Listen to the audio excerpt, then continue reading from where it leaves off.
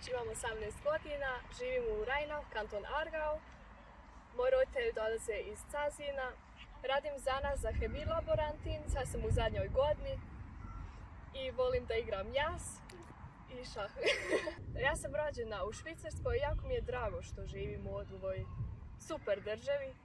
Drago mi je što postoji ovakva organizacija ko bosanac.ch, što nas ima jako puno u ovoj državi i što se družimo ovako. Prošle godine u Biru sam osvojila prvo mjesto.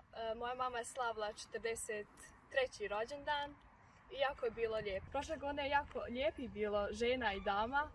Biće mi drago ako i ove godine bude takva fina organizacija i naravno da ću ja učestvovati na toj fešti. Pozivam sve Bosance Hercegovice da prate bosanac.ch i vidimo se uskoro.